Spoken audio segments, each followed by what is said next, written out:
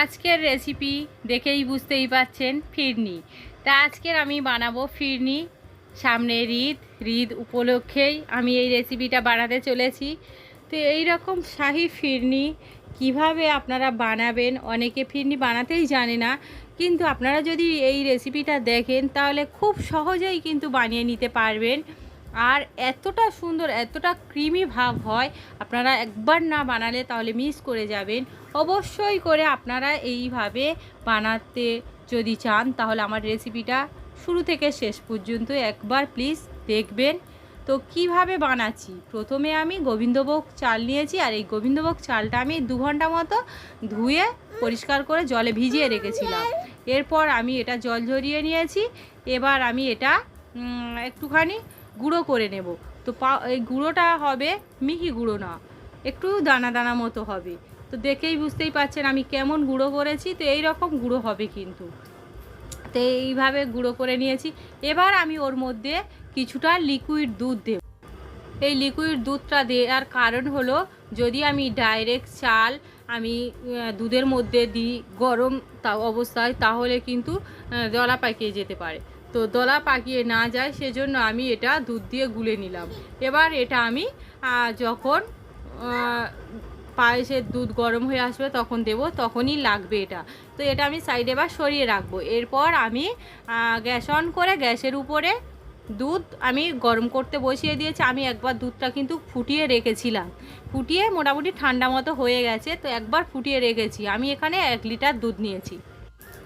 এবার দুধটার মধ্যে আমি একে একে প্রথমে আমি 2টো এলাচ ফাটিয়ে দিয়ে দেব, আর 2টো দারচিনির টুকরো আর একটা তেজপাতা ছিঁড়ে দিয়ে দেব।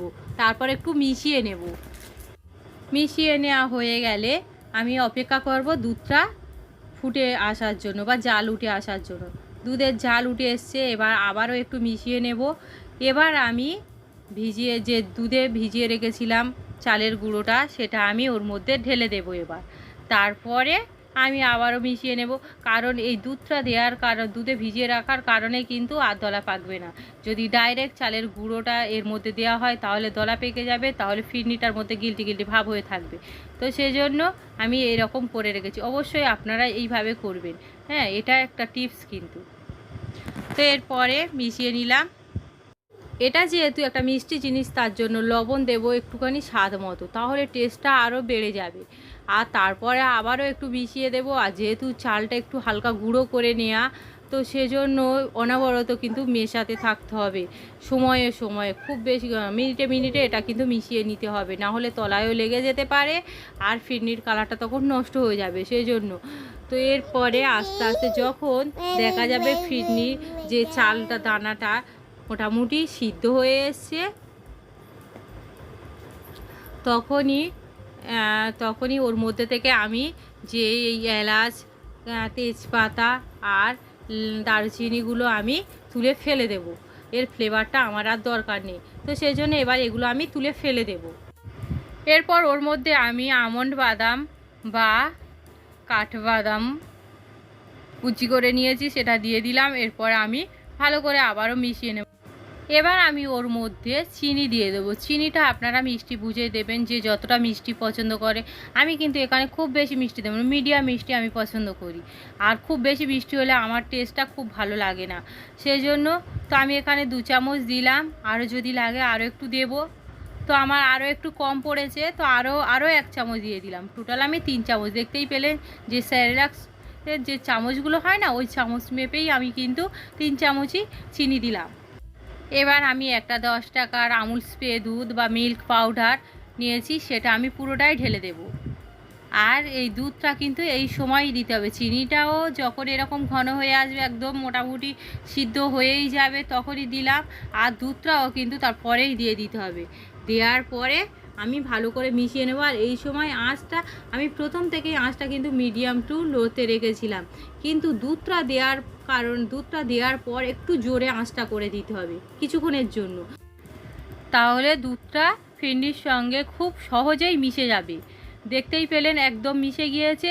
তো এবার আমি আঁচটা কিন্তু আবারও মিডিয়াম টু লোতে করে দেব। এবার একটু শাহি ফ্লেভারের জন্য আমি কেওড়া জল একটুখানি দিলাম। কেউ যদি কেওড়া জল না পছন্দ করে তাহলে না দিতেই পারেন, তবে যেহেতু এটা শাহি ফিরনি বানাচ্ছি তো একটুখানি কেওড়া জল দিলাম। এরপর ভালো করে কিন্তু আমি মিশিয়ে নেব। আর দেখতেই পাচ্ছেন আমার ফিরনিটা কিন্তু ক্রিমি ভাব আর কি সুন্দর একটা মানে টেক্সচার চলে এসছে। এবার আমি ওর মধ্যে একটুখানি কেশর দিয়ে দেব, অল্প একটুখানি মতো দিলে কালারটাও সুন্দর আসবে। যেহেতু শাহি ফিরনি না, একটুখানি রঙটাও চেঞ্জ হওয়া দরকার আছে। তো তারপরে একটুখানি আমি মিশিয়ে নেব মিনিট খানেক মতো। আমার ফিরনিটা কিন্তু ঘন হয়ে এসছে। এবার আমি একটুখানি 1 মিনিট মতো রাখবো, তারপরে আমি গ্যাসটা অফ করে দেব। দিয়ে আমি একটুখানি মিশিয়ে নিতে থাকবো, না হলে উপরে একটা স্তর পড়ে যাবে আর তাহলে কিন্তু ফিরনিটা ভালো হবে না। সেই জন্য আমি একটু মিশিয়ে নিতে থাকবো। এবার আমি ফিরনির যে বাটি হয় বাটিগুলো আমি সাজিয়ে নিচ্ছি। এবার ওর মধ্যে আমি একে একে ভরে নেব। তো এইভাবে আমি আস্তে আস্তে ভরে নেব। প্রতিটা বাটি কিন্তু আমি এই একইভাবে কিন্তু ভরে নিতে থাকবো। সবগুলো বাটি আমার ভরে নেওয়া হয়ে গেছে। এবার দেখতে সুন্দর লাগার জন্য উপর থেকে একটা করে কিশমিশ দিয়ে দেবো উপরে, ফিরনিটা তাহলে দেখতে ভালো হবে। এবার আমি প্লেটে নিয়ে নিলাম। এরপরে আমি এটা ঠান্ডা করতে দেব। আমি এটা ফ্রিজের মধ্যে ঘন্টা 2 মতো রেখে দেব, তারপরে দেখাচ্ছি। দেখুন ঠান্ডা হয়ে গিয়েছে। তো আপনারা ফিরনিটা প্রত্যেকে ঠান্ডা করেই খায়, খেতে খুব সুন্দর লাগে। আপনারা অবশ্যই এই ঈদে একবার বানাবেন, আর কেমন হয়েছে সেটাও আমাকে কমেন্ট করে জানাবেন। আমার এই রেসিপিটা যদি ভালো লাগে তাহলে আমার চ্যানেলকে লাইক, কমেন্ট, শেয়ার ও সাবস্ক্রাইব করে পাশে থাকা বেল আইকন প্রেস করে দেবেন, যাতে আমি পরবর্তী ভিডিও দেওয়ার সঙ্গে সঙ্গে আপনারা প্রথমেই দেখতে পান। সবাই ভালো থাকবেন, সুস্থ থাকবেন। ধন্যবাদ সবাইকে, দেখা হবে পরের রেসিপিতে।